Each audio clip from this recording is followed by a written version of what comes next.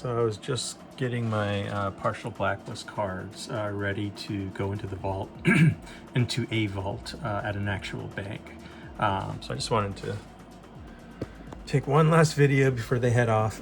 I'll probably do an update on what the partial Blacklist is. I've had a few people at work ask me, just friends that I collect cards with. So here's one of the first ones I ever had. This particular one has a very minimal amount partial Blacklist up along this side. I don't know if you can tell in the video, it's right there. Here's the Marcus Lawton.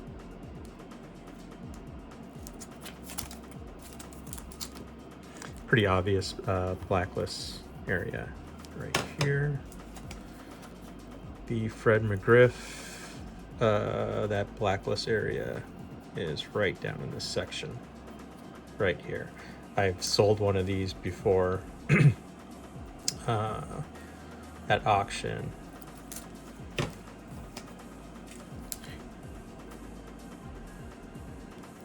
So Darren Jackson, very minimal amount Blacklist there, just that one little corner tip.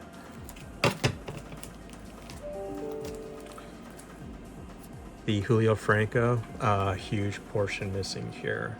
This is where the streak really starts to define itself because it runs across all those black and white backgrounds on the All-Star cards.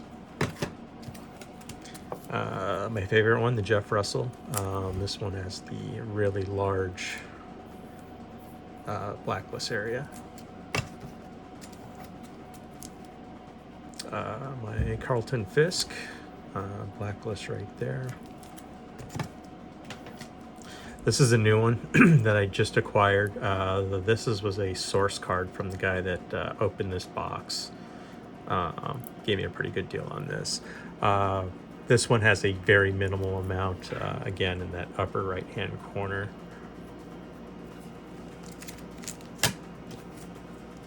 Then the card next to it on that sheet, it would go like this. It's the Craig Fugio. This is a new one I just got back. I bought this raw on eBay. Oh gosh, maybe a year ago. And it has the partial Blacklist right here. I believe, I want to say that one has recently sold graded for right around $1,000. Not 100% sure. This is another new edition. Same seller as the other one. He was a source of the actual cards. This one has the partial Blacklist at the very bottom corner. This is one of those ones where it's really easy to miss. You have to know what you're looking for.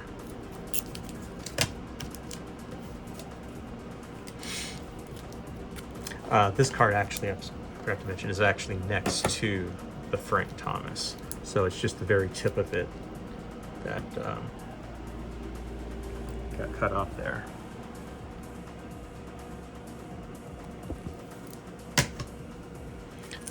So not professional, that's okay. These are just for friends.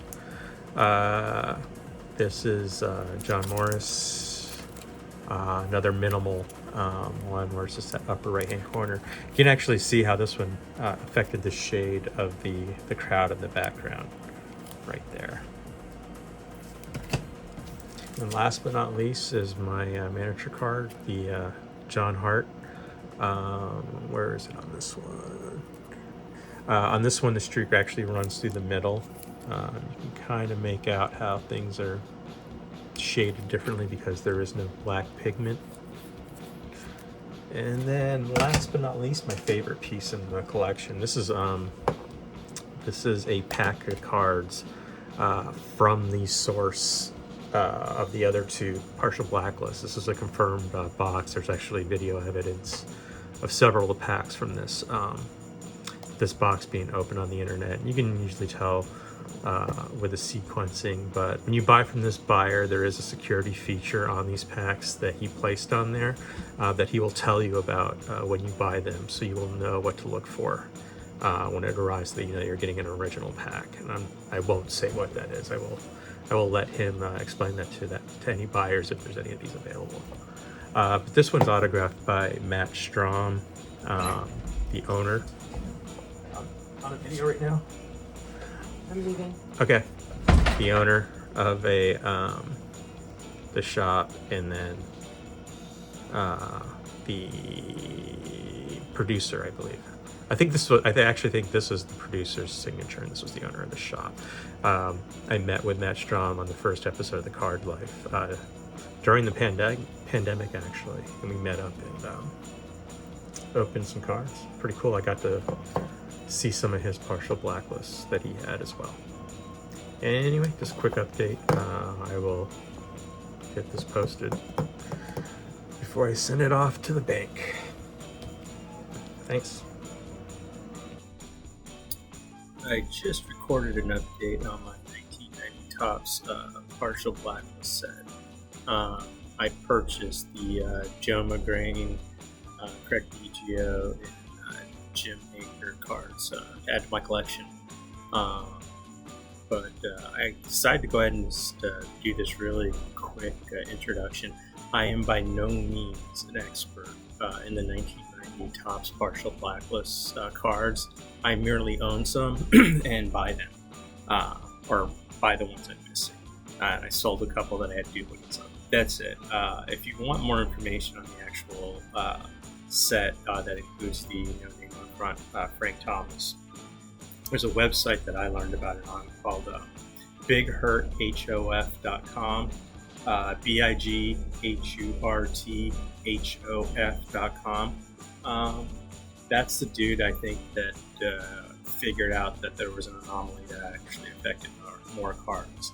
If you actually look at the picture I put up, you can actually see there's a void of black ink, I guess, like a really just like almost like the shape of a cigarette or something like that. You can see the blacklist missing here. It goes all the way down, all the way through the John Hart miniature card. I have purchased 3 of these on the open market, and I did pay market rate for them. So the prices that you're seeing them sell for, those are the actual legitimate prices. I can't confirm that's what I pay, or that's what I paid for the 3 additional ones that I added. As far as the cards go themselves, I get a lot of emails or questions about is this or is that a partial blacklist card?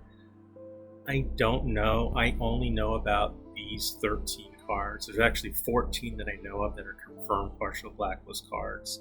If it's not on this list, or if it's not shown on the screen, it's not actually, I guess, considered partial blacklist at this time, with the exception of one card. It's the Frank Thomas actually has a partial blacklist version, where part of the name is still showing, or most of the name is still showing. It's probably where the anomaly ended or started, I guess.